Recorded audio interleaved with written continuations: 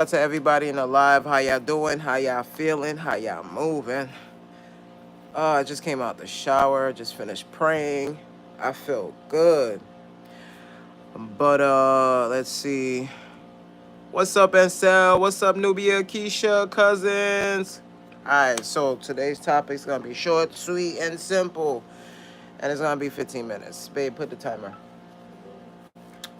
Alright, guys, so the big thing to me is mental health.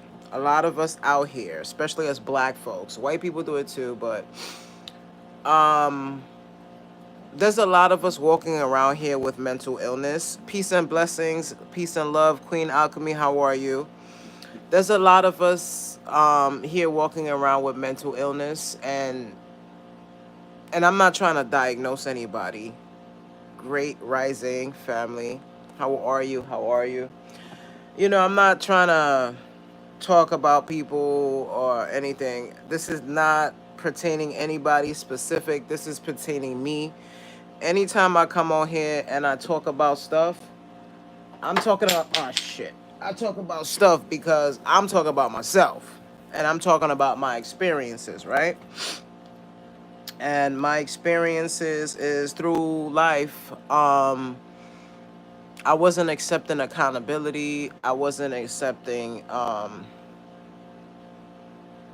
criticism. I wasn't accepting anything. Like whatever you tell me, I was on a defense, right? And it's okay to be on a defense because you're protecting yourself. But mental health is real, guys. Depression, anxiety, all of that stuff is real. I suffer from anxiety. I get actual panic attacks. And it's something that people don't talk about, but I don't care. I'm gonna be vulnerable with you guys because you are my family. You guys follow me. You're subscribed to me. I want to talk about these things because I know you're going through the same thing.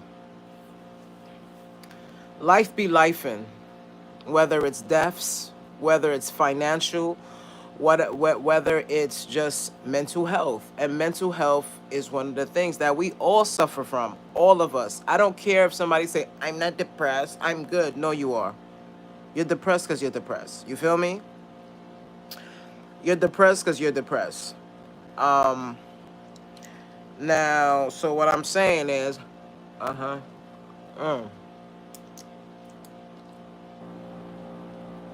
I should have never took that then.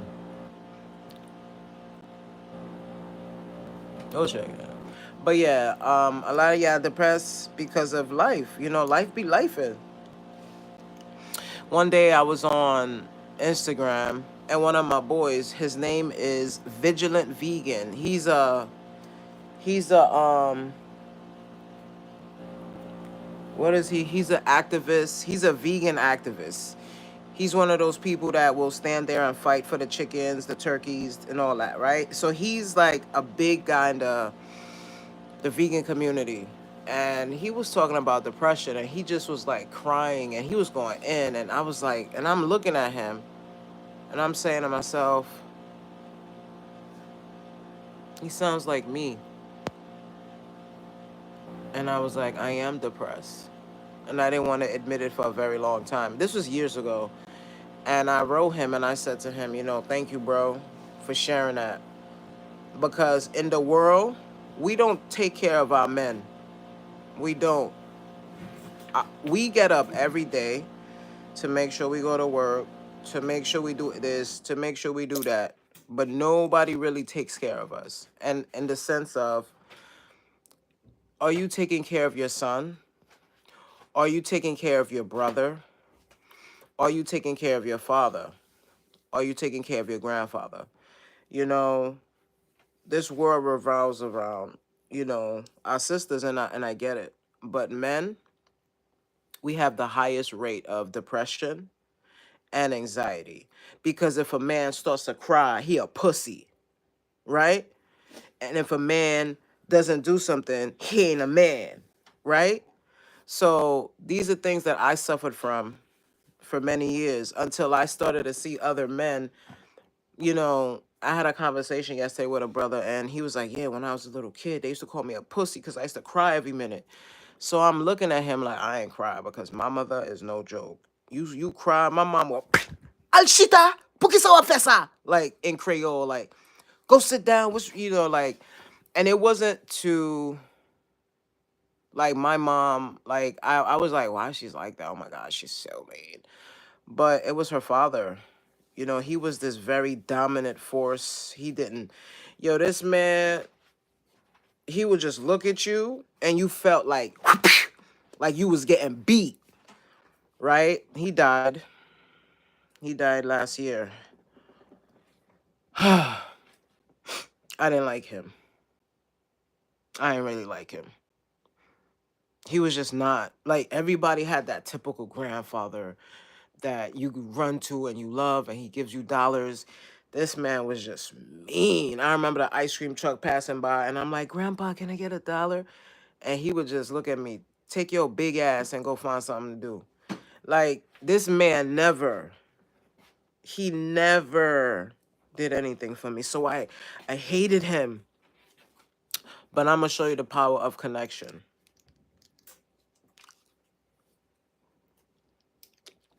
I hated this man so much that I didn't go see him. I did, at one point of my life, live with him because my mom, she threw me out and I didn't know where to go. So I ran to Grandpa real quick. But he was emotionless. He didn't talk to me. You probably have those grandmothers and grandfathers out here that talk to you, right? Talk to your kids, please. Talk to your kids. This depression, this anxiety is destroying us because we don't talk to our kids. We shelter one and we don't shelter the other. We treat one with love and the other one, we give them some love because sometimes you feel like you don't really like them too much. That's your kid. That's your kid. That child didn't ask to be born. That child did not tell you to shove that penis up your vagina and let those sperms spread out through your uterus until you became pregnant. That child didn't do that. So we need to tread lightly. And I'm speaking for all the little boys out there that didn't have the mom to say, get up. You're a king. My mom does it now, but she didn't do it when I was a child. And for many years, I suffered from depression. And it got real in 2009 when I got into a car accident. Well, it wasn't me. It was just, I'm driving. And then all I felt was boom, boom. This freaking BMW was going 85 on a 35 lane and hit me in my back. So they had to carry me out of the car. And when they carried me out of the car, they strapped me up. They strapped me up in a stretcher. And I'm like, what the fuck? Like, what are y'all doing? Right? So I'm on a stretcher.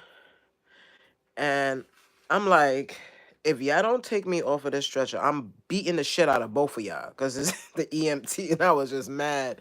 And I don't know, from that day, that's when the anxiety started. When they restricted me. When they restricted me in that stretcher, I wanted to take them out. I wanted to hurt them. And they wasn't hurting me. They was doing their job. I was just in an accident. I couldn't move because the hit was so crazy that I felt like I broke my back. Unfortunately, I didn't get paid for that accident because in the state of New York, if you have an accident already open, you have to pick which one you're going to take. Right? But I was already in an accident. All right, this accident happened. So I got into an accident around this time, around Mother's Day. And then in June, the same date, I got into another accident. Right? I'm talking about, let me see, let me go back. Yes, black men respectfully don't get the support they deserve. They don't, Keisha. They don't. And I see a lot of us do it. I see a lot of us do it. And we need to, because remember, We do a lot. We have a lot on our shoulders because we're men. We're supposed to. That's why God made us the way that we are. But we need to be better to our sons, to our fathers, to our uncles. A lot of us men, like, we carry a lot. You know, they say, like, you'll notice, like, a husband and a wife, the wife will live on and the husband will be dead. And she'll be like, yeah, it's just me, you know, my husband died a few years ago. Yeah, women outlive men because, you know, I mean, as far as for me, the women in my life, I make their life peaceful. I give them everything because they're women. They're my women, all of them that's in my life, right? I make sure that the floor is paved nicely so that when they walk, they don't feel no lumps. You feel me? And they do the same for me. You feel me? But I'm watching my little sons, my little brothers out here not getting treated right. We busy catering too much to our other kids. Our other, like, for instance, you have 3 daughters and 1 son. You dressing up the 3 daughters in the same outfit. Y'all all Cinderella and all that. And my man right here just chilling. And y'all don't even say, yo, you wanna be the prince? You know, I mean, he's probably gonna say no because I would have. But I'm just saying to you that we have to include the men, the boys, the sons, because one day those sons will be trying to take care of your daughter. Because remember, if we don't take care of our boys, how they gonna be good for our daughters? If we don't take care of our sons, right? Our sons, then how they're gonna be good for our daughters? How is it that we out here, we not doing the right thing, but we expect a man to take care of you, a man to be there for you, a man to be loyal to you, a man to be understanding to you, and you didn't even ask him how was his day when he came from work. You didn't even wake up to make him breakfast while you stay. Yes, I know you stay home and I know you have all the kids, but you just stay in bed and he get up and he eats cereal and he go to work. And I'm not saying you have to cook for your man. I'm not saying that. But I'm just saying it's just the small things that count. It's the small things that count, guys. And that is part of mental health. Because our weakness is our women. You know, our weakness is our mothers. Our weakness is our daughters. You have to understand a man's weakness is the peace that he have within him. Ask any man, what's your weakness? He'll tell you his daughters, his mother, his sister, his aunt, all the women. That's his weakness. Listen, they'll say they father after, but you see, God, he gave women one of the best gifts in the world, creation. Other than God, women are the second gods. Because y'all create, y'all bring life. He allowed y'all to carry that womb. Something that is so fun, like, so beautiful. And I cherish that. And I think it's one of the most beautifulest things. And y'all going through a lot. So how can y'all take care of us when y'all not being taken care of? So let's change this. Let's start treating our kids better and training them and teaching them and guiding them to the right way of what they need to do and what they see. Because remember, if a child is seeing your husband beat the crap out of you, or your wife beating the husband, because you know women beat up men too. Women beat up men too. Don't sit there. Women abuse men for no reason. You could just be sitting here chilling, and then she'll be like, "Yo, pass me the remote." Oh, okay, here. Yo, why you did it all slow? What the hell?